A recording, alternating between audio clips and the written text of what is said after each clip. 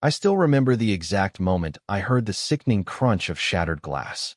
It was dawn, and I had just poured myself a cup of coffee, standing in my living room window to admire the pink glow of sunrise reflecting on my newly installed solar panels. Then, from somewhere near the side of my house, came a series of sharp pops followed by a dull thud, like something heavy colliding with metal. My stomach twisted. I set down my coffee so fast it splashed onto the floor, but barely noticed. I was already halfway out the door. Before I continue, let me give you some context. My name is Graham Morrison. I've lived in this quiet community for a little over a year, ever since I retired from working 3 decades in electrical engineering. I felt drawn to the crisp, tree-lined streets and the sense of neighborly calm that seemed to hover around every picket fence. It took a chunk of my life savings, but I purchased a house with a sizable yard, perfect for fulfilling an old dream of becoming more energy independent.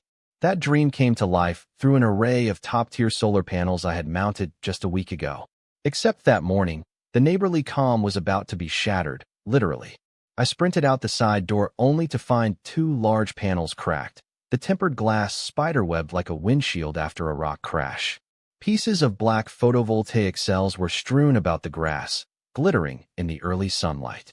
Standing over them was Karen Harlow, self-appointed president of the neighborhood HOA.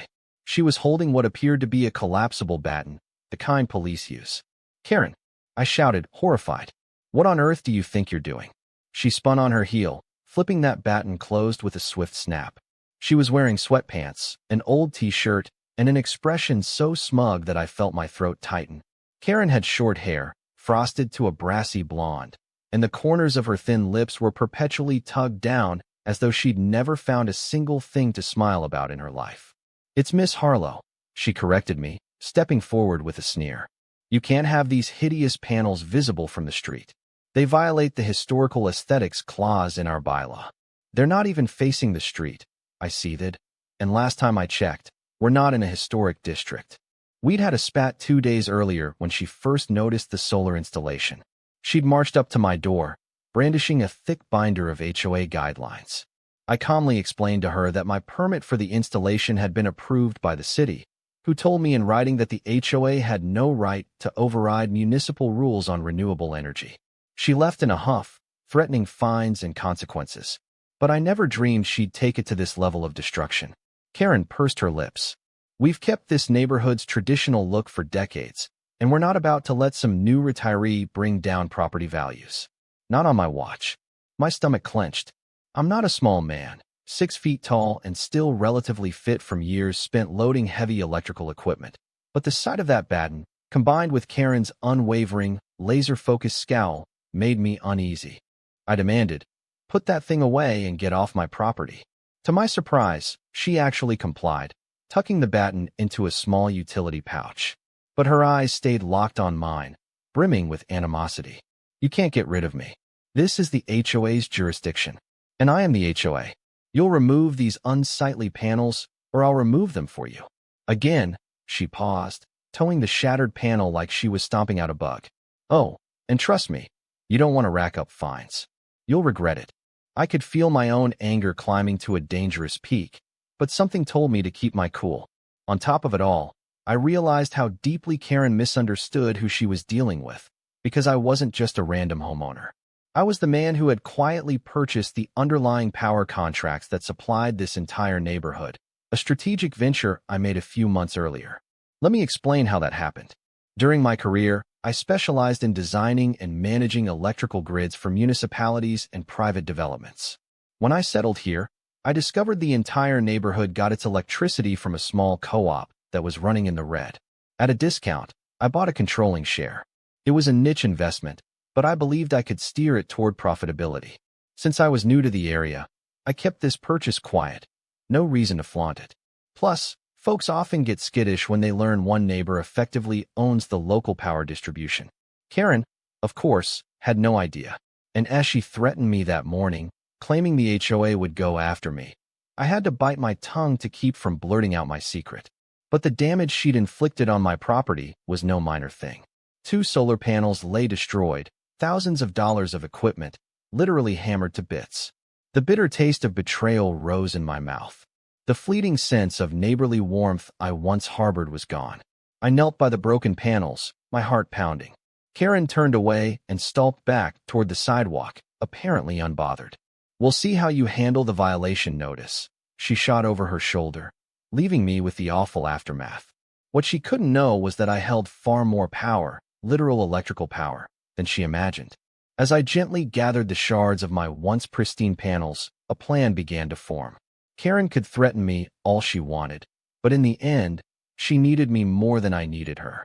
If this was how she wanted to play, I had every intention of fighting back. Little did she know she was crossing a line she'd regret for a very, very long time. "I'm sorry, but the HOA guidelines clearly state you must maintain conformity with the established exterior designs of the neighborhood." That was the voice of Richard Clay, the neighborhood's property manager, reading from a piece of paper. He sat behind a cheap laminate desk in a cramped HOA office, his cheeks glowing pink from embarrassment. If he noticed the irony that he was lecturing an expert on energy systems about exterior design, he gave no sign. Sitting across from him, I forced myself to keep calm. The only reason I'd agreed to this meeting was as a courtesy. After Karen's stunt, I filed a report with the local police, who, to my disappointment, seemed reluctant to do much beyond issuing a half-hearted warning for vandalism. The officer, short and broad-shouldered, basically told me that unless I had clear video evidence of Karen's actions, it would be an uphill battle.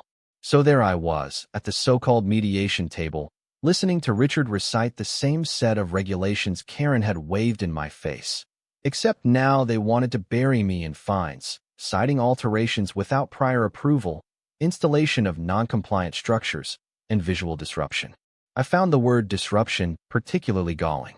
"Karen physically destroyed my panels," I said, cutting in as Richard rattled on.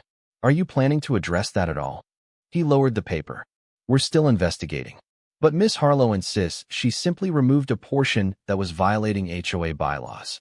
She claimed she only lightly tapped them with a batten because she feared they were dangerously loose." I nearly choked. Dangerously loose?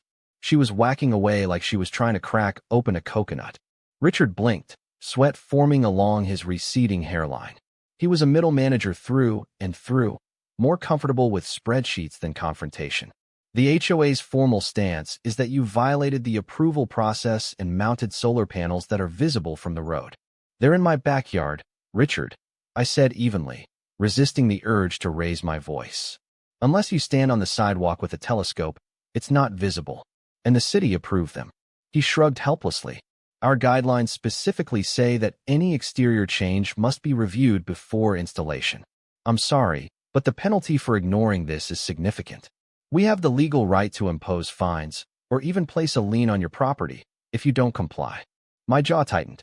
It seemed that every official channel had been captured by the notoriously petty HOA leadership. I recalled the whispered stories from other neighbors, people who tried to repaint their house a slightly different color, only to face fines in the thousands of dollars. Or an older widow who wanted to install a small wheelchair ramp, only to be told it didn't meet the architectural theme. Sighing, I folded my arms. "And if I appeal this to the city?" Richard gave me a fleeting look of sympathy. "You could try, but historically the HOA's rights are pretty broad. The municipal office seldom gets involved unless it's a direct violation of energy regulation. And to them, your solar setup might be in the gray area, especially if the HOA claims you circumvented their process." I wanted to tell him about my controlling stake in the local power co-op, but a part of me felt that unveiling that card too early might jeopardize my advantage. Instead, I concluded the meeting abruptly. "Fine," I snapped. "Send me your official notice. I'll have my attorney review it." Standing, I gave him a curt nod and left the room. Outside, the late morning sun sparkled off the row of identical houses, each sporting the same shade of off-white. Sighing, the hush of manicured lawns felt oppressive. It seemed the neighborhood's curb appeal was more important to Karen than respecting personal property or the law. I marched to my truck, fists clenched. Then I saw her. Karen, perched in her own golf cart parked near the entrance, was chatting with an older couple who looked decidedly uncomfortable. Her gaze flicked to me, then away, as though I was beneath her notice. Part of me wanted to stride over and demand an apology, but I had a bigger plan in mind. I drove home, called my insurance agent, and got the ball rolling on a vandalism claim. Maybe it would cover at least some of the repair costs for the panels. Then I turned my attention to the pile of documents I'd kept regarding the co-op. In short, the community's electricity was supplied through a partnership contract that I'd purchased majority shares in. The contract guaranteed service to the neighborhood at a fixed rate, an incredible deal for them, as it was locked in from decades ago. However, there was a clause stating that if the HOA or any significant portion of homeowners knowingly undermined local energy initiatives, or if they caused obstruction or destruction of energy infrastructure, I had grounds to renegotiate or even terminate the contract. And solar panels, ironically enough, counted as energy infrastructure. Sure, my personal panels might not be large enough to supply the entire neighborhood, but the clause clearly recognized them as an advanced renewable system. If the HOA was actively destroying or banning them, they were in direct violation of the contract. I could prove it in court if needed. Now, I'm not a vindictive person by nature, but I also believe in justice. Karen had escalated this with violence, and the HOA was turning a blind eye. If they wanted to enforce petty rules against me, I was going to invoke real legal and financial repercussions. But before I made any moves, I hired a private investigator to do some digging on Karen. I had a hunch she wasn't always squeaky clean. People don't usually resort to brazen vandalism if they've got a pristine record. Over the years, she'd probably thrown her weight around plenty, and I wanted a clear sense of her vulnerabilities. Next, I set up a meeting with an attorney friend who specialized in contracts. When I showed her the co-op agreement, she let out a low whistle. "This is ironclad, Graham. If you can document that the HOA directly destroyed part of your renewable system and then threatened you for having it, you could rattle their entire power structure." Pun fully intended. That was all I needed to hear. For the first time since the fiasco began, a sense of calm washed over me. In the days that followed, I steeled myself for confrontation, letting the HOA's official notices arrive in my mailbox. They racked up a litany of ridiculous charges: daily fines for visual disturbance, a separate fine for failure to remove damaged materials, and even threats to place a lien on my house if I didn't comply by the end of the month. I almost laughed at the irony as I read each threatening letter. Karen was about to learn the hard way that messing with an electrical engineer who quietly owned the local grid wasn't a winning strategy. What she assumed was a powerless retiree was, in fact, the one holding the switch. The next steps were all about gathering proof.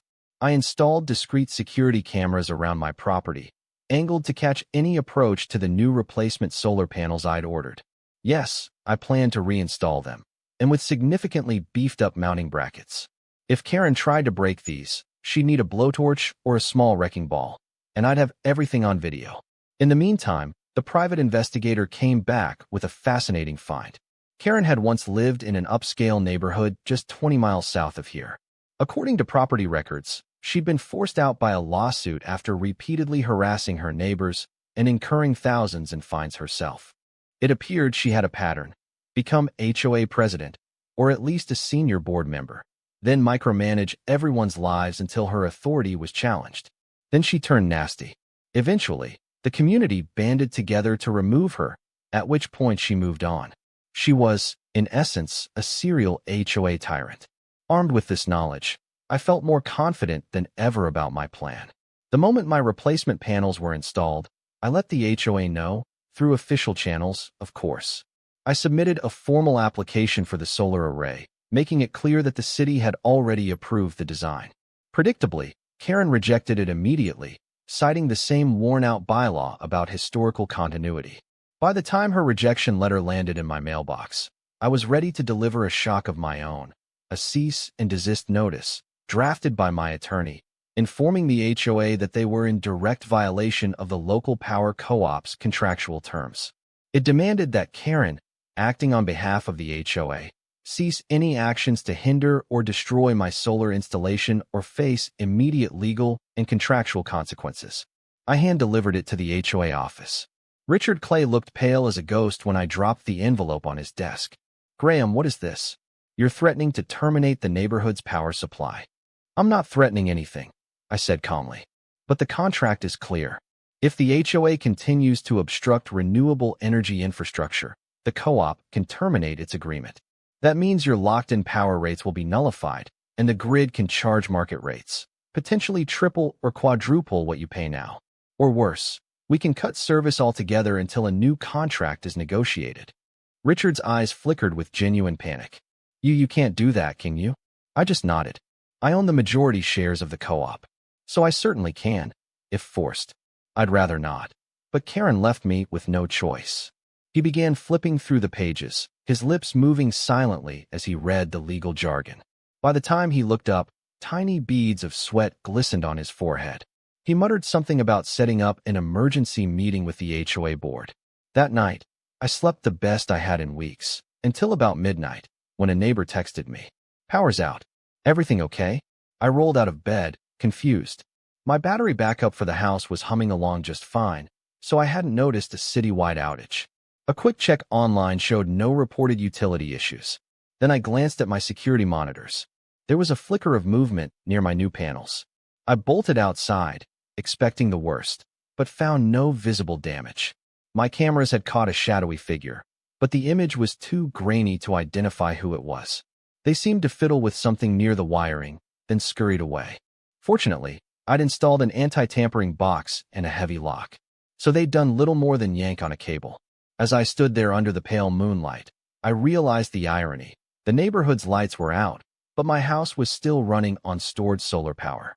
And that's when it struck me, someone might be trying to sabotage my system to create an outage they could blame on me. Or maybe it was Karen, pulling a last-ditch intimidation move. I decided to speed up my timetable. The next morning, I contacted my attorney to finalize the notice of contract termination, setting a grace period of 1 week for the HOA to comply with the cease and desist. By mid-afternoon, I learned from a friend on the HOA board that the emergency meeting had erupted in chaos. People were furious at Karen, particularly the older residents who lived on fixed incomes. The idea of skyrocketing power rates or losing electricity altogether was terrifying. They wanted an immediate compromise, if only to avoid financial disaster. Karen, of course, was defiant.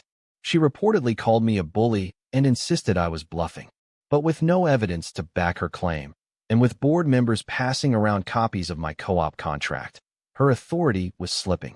On the 7th day of the grace period, I was at my computer, prepared to finalize the contract termination that would effectively shut down or drastically reduce power to the neighborhood. My phone rang. A frantic Richard Clay. "Graham, the board just voted," he wheezed. "We'll lift the ban on your panels, withdraw all fines, and reimburse you for any damages. Just, please don't terminate our agreement." I leaned back in my chair, staring at the yard through the window. I could see the new solar panels silently soaking up the sun. Finally, it felt like justice was near. "Karen agrees to this?" I asked. He exhaled shakily. "She was outvoted. They replaced her as president with Marera Bell. She's stepping down, but she warned she might sue or do something else. But the board wants to meet your demands. Will you sign a new contract that maintains our rates?" A swirl of satisfaction and relief overcame me. "Yes, on condition that Karen personally apologizes and covers my out-of-pocket expenses for the panels.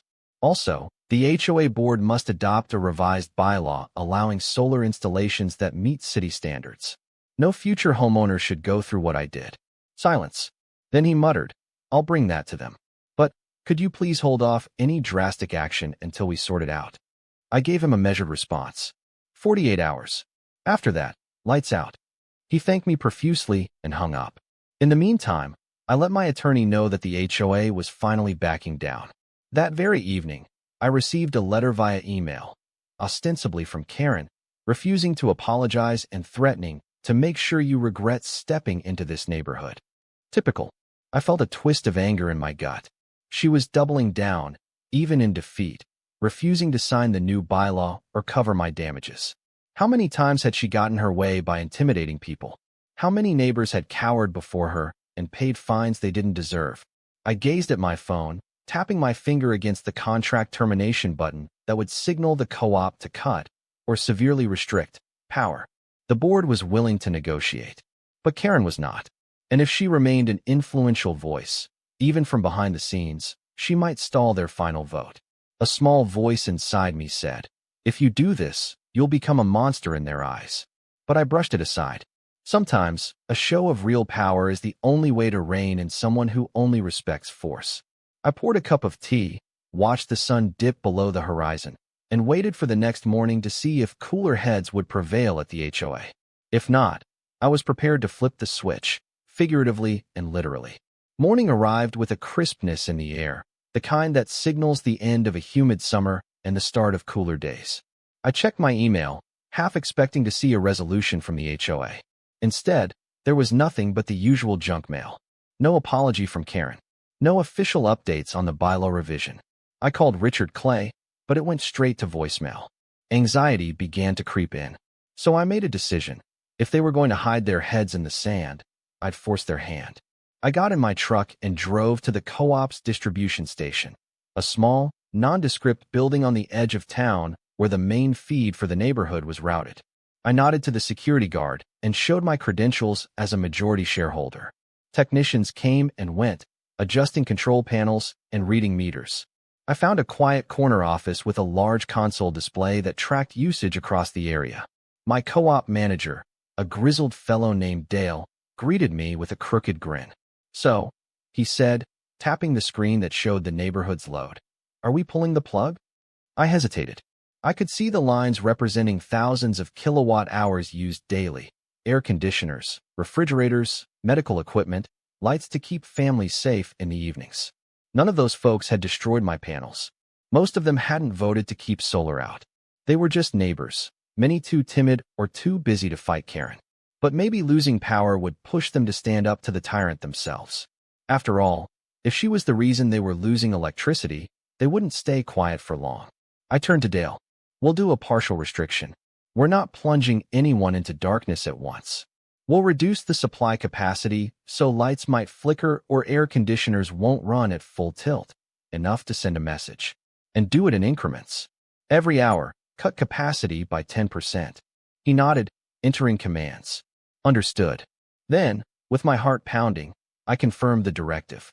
A part of me felt a pang of guilt, but another part knew I had tried every legal path, and the HOA had ignored me. Karen in particular had refused any compromise. About 30 minutes later, my phone lit up with a call from an unknown number. I answered, hearing frantic voices in the background. "Mr. Morrison?" a woman's voice asked, sounding out of breath. "This is he. It's Margaret Bell, the new interim HOA president. I'm at the HOA office, and we're getting complaints from all over the neighborhood. Power's flickering on and off. Some houses say the voltage is too low to run major appliances. Are you behind this?" I let a brief silence hang. "Margaret, I gave you all a chance to fix this amicably. Last I heard, Karen refused to apologize or pay for what she destroyed. I told you what would happen." She stammered. "Karen's locked herself in her house. She's threatening to sue the board if we remove her from any committees. She's also making calls to the county to try to get you reported for extortion or something. The board voted to comply with your demands, but she's refusing to sign the official paperwork. She's calling it invalid." Outside the window of the co-op, I could see the bright sun shining on the distant horizon. "Well, Margaret, you've got two options. Figure out a way around Karen's obstruction, or watch the neighborhood's power degrade until it's effectively off. You've got about 3 hours until the supply hits critical. Then everything goes dark." She pleaded. "Isn't there another way? This is punishing innocent families." I almost wavered, but I recalled Karen's sneer, her baton smashing my property, and the HOA's endless fines. "Sometimes," I said, "a community needs to stand up to a bully. If you can't do it through your bylaws, maybe you do it another way." She was quiet, and I heard faint sobs in the background. Neighbors in the office, perhaps. "All right," she said finally, a grim determination in her voice. "We'll get it done. Just please, give us a chance." I gave them those 3 hours. No more. Each hour, the console beeped, and Dale dialed down the capacity another notch. By the time 2 hours had passed, my phone was blowing up, voicemails, texts, pictures flooded social media of people's dimming lights, powerless TV screens, and neighbors sitting on front steps, fanning themselves in the midday heat. I felt like a villain, but I was also certain that the person truly responsible was Karen. Finally, a text from Margaret. "Karen's out. She resigned from all HOA responsibilities. We have an agreement that includes your reimbursement. Sending it now." Please restore power. I read the attached PDF on my phone. An official resolution from the HOA board, signed by every remaining member. It 1. Recognized my right to have solar panels. 2. Agreed to reimburse me for damages incurred. 3. Invited residents to apply for solar installations under newly relaxed guidelines. 4. Removed Karen Harlow from any current or future leadership roles due to her vandalism and intimidation. There was even a note that she had to write a formal apology to me, though it was worded in a carefully neutral way. I exhaled a long breath. They did it, I said under my breath. Then I turned to Dale. Go ahead, restore the normal feed, and keep a close eye on it, in case Karen tries some stunt. He typed in a series of commands, and a moment later, the console showed the power flow ramping back up to full capacity. I imagined lights across the neighborhood brightening and air conditioners roaring back to life, even as I stuffed the phone into my pocket. On my drive home, I passed by the clubhouse. A small crowd was gathered, many of them older folks who looked relieved and also furious, presumably at Karen. As I pulled up to my driveway, I noticed a golf cart for sale on Karen's front lawn with a hastily scrawled sign reading, $500 OBO. The house's windows were dark, and her prized hydrangeas looked wilted. She'd been dethroned. Over the following weeks, the neighborhood adapted surprisingly well to the new solar-friendly policies. A few residents even asked for my help in selecting their own solar setups. Though the memory of that partial power shutdown left some folks uneasy, many understood why it happened. A few privately thanked me for standing up to Karen in a way they never could. As for Karen herself, she stewed in her house for a while, then quietly put it up for sale. Rumor had it that she left under the cover of night, loading a U-Haul with her things. No dramatic farewell, no final confrontation, just the silent departure of someone who'd lost her stranglehold on a community. In the end, justice had a cost, and I felt guilty for those who'd lost power during my standoff. But I couldn't shake the feeling that it was the only language a bully like Karen understood. The moment she realized I literally held the switch, her house of cards collapsed. Now I sip coffee on my back porch each morning, admiring the sleek rows of solar panels that gleam in the sunshine. The yard is peaceful, the early birds chirp, and there's no more baton-wielding tyrant prowling around. The HOA has even talked about turning an unused common area into a community solar farm so more people can benefit from clean energy. It's progress, real progress, born out of a messy conflict. Sometimes, you have to be the one to flip the breaker on the status quo. It's not pretty or comfortable, but when someone's used to having absolute power, they never expect you to hold the bigger switch. Karen learned that the hard way. And as the sun climbs higher, powering my house from those bright panels, I can't help but smile at the satisfying hum of electricity that's truly mine, free of the HOA's meddling. I'm no hero. I just happen to be the right kind of neighbor to face down the wrong kind of bully. And if she ever tries to resurface with her baton in some other unsuspecting neighborhood, I hope there's another Graham Morrison out there, ready to pull the plug. Because every tyrant eventually meets the one fuse they can't blow. And in this case, that was me. The end.